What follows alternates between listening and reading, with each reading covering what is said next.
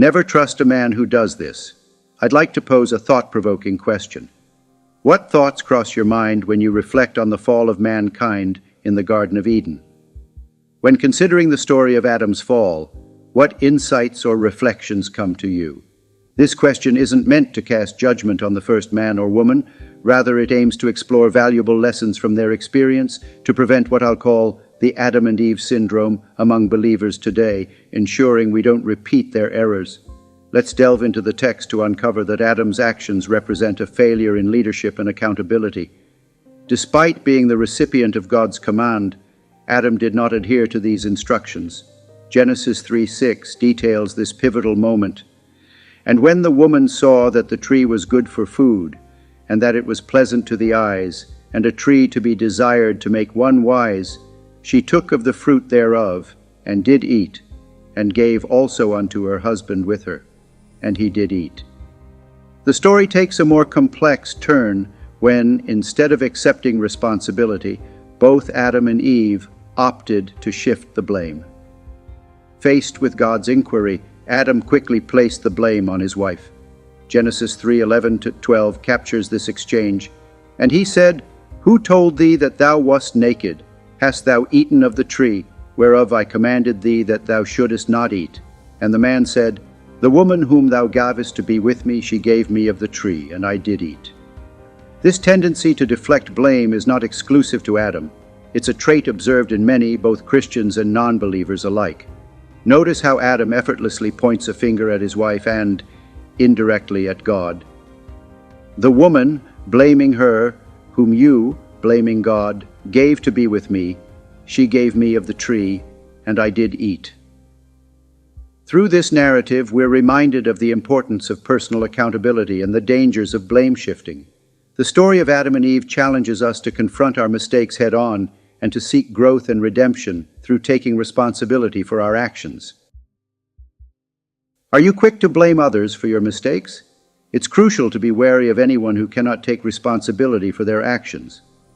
A person who refuses to acknowledge their own errors is not just problematic. They pose a real danger to those around them. In my years of counseling couples and facilitating marriage therapy, it's startling to see the number of individuals who shirk accountability. I've encountered cases where, even after more than 30 years of marriage, a husband has never once admitted fault or said, I am sorry, I was wrong. It's a deceptive belief to think that everyone else can be wrong or make mistakes except you. That's far from the truth. Maturity demands that we own up to our missteps. If you're in the wrong, shifting blame isn't the answer. Instead, apologize. Acknowledging your fault by saying, I'm sorry, does not diminish your character. It strengthens it. Adam's choice in the Garden of Eden serves as a prime example. He effortlessly blamed both his wife and God, saying, The woman you put here with me, she gave me some fruit from the tree and I ate it. Instead of accepting responsibility, he was quick to shift the blame to others, including God. This tendency isn't exclusive to men. Women are also capable of avoiding accountability. Both genders are known to deflect blame, not only onto each other but onto God as well. As I speak, there are individuals who harbor anger towards God, frustrated and upset because they are facing the consequences of their own decisions. Yet, the initial reaction is often to blame God. This is a difficult truth to confront, but it's necessary.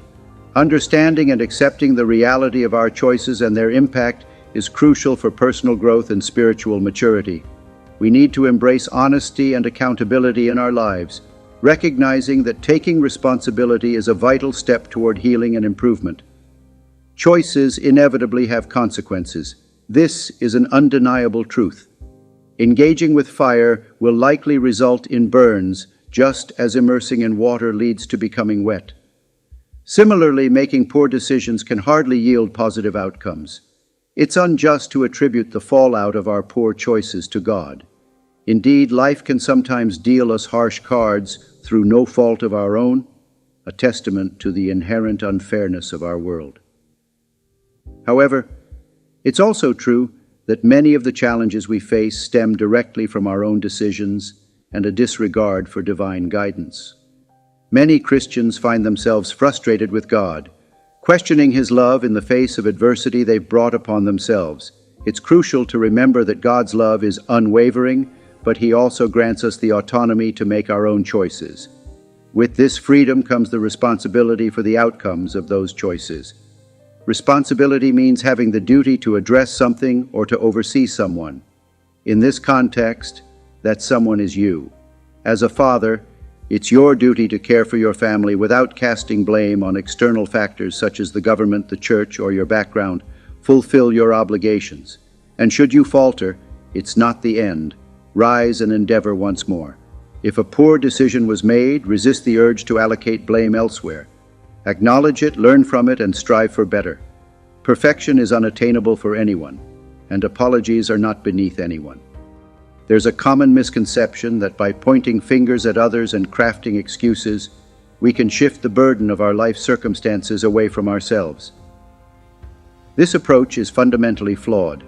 Embracing accountability for our actions and decisions is the cornerstone of personal growth and integrity. What are you holding against God today? Is your frustration with Him stemming from the consequences of a decision you once made? It's crucial to recognize that our adversary, the devil, revels in our propensity to cast blame on others, especially when we direct our grievances towards God. This inclination towards blame not only ensnares us in a cycle of self-pity, but also diminishes us, fostering an attitude of victimhood and resignation. Accepting responsibility is key. If you attempt something and fail, it's important to stand back up and try again. Similarly, if you find yourself straying into sin, the response shouldn't be to find a scapegoat. Instead, acknowledge your misstep, rise, and earnestly seek a path of righteousness. The essence of our lesson is clear. We must embrace accountability for our actions, both in moments of triumph and failure. Adam's decision to blame his wife was misguided. A man who blames his spouse, relatives, or the world for his shortcomings poses a danger not just to himself, but to those around him. In contrast, King Jesus exemplifies perfect leadership and accountability. Consider the incident where a disciple of Jesus cut off the ear of the high priest's servant during Jesus' arrest. Jesus didn't justify the act of violence, nor did He leave the servant to suffer. Instead, He took immediate responsibility for His followers' action by healing the servant's ear, Luke 22:51. This act of Jesus teaches us the importance of taking responsibility, not only for our own actions, but also for those within our circle of influence. Jesus' actions highlight the model of leadership and responsibility we're all called to embrace across all facets of our lives, including our family dynamics. Adam's failure to shield Eve from deceit serves as a stark reminder of our duty to protect our loved ones from falling into harm's way. This narrative urges each of us to actively incorporate these values into our daily conduct, showcasing leadership and assuming responsibility within our families and extending outward. In today's society, the challenge of accepting responsibility is becoming increasingly apparent, which contributes to rising divorce rates, even among Christians. It's troubling to observe that couples who once pledged their utmost commitment to each other struggle to uphold their vows. Remember, when you made those vows, you promised to honor and take responsibility for them. Similarly, choosing to marry implies a commitment that should be respected and maintained. The issue extends to parenting as well, with many parents and children alike finding it difficult to accept responsibility for their actions. It's essential to recognize that every instance of deferring responsibility serves as a lesson to others to do the same. Eve's shift of blame to the serpent following Adam's example illustrates this point clearly. Genesis 3:13 captures this exchange. And the Lord God said unto the woman, What is this that thou hast done? And the woman said, The serpent beguiled me, and I did eat. Your actions and how you handle responsibility are observed by your children, influencing their understanding and approach to accountability. God's expectation for us is to exhibit a dedication to loving and caring for those around us, embodying the essence of true leadership and responsibility. The consequences of our choices are profound, underscored by the fact that we will each be held accountable for our decisions on Judgment Day. On that day, excuses will hold no weight. You cannot blame others for your actions. The choices of Adam and Eve had far-reaching effects, introducing sin and its resultant suffering into the world.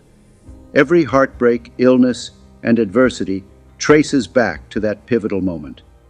The gravity of our choices cannot be overstated, affecting not just ourselves, but those around us as well. This is why it's crucial to be wary of individuals who shirk responsibility for their actions.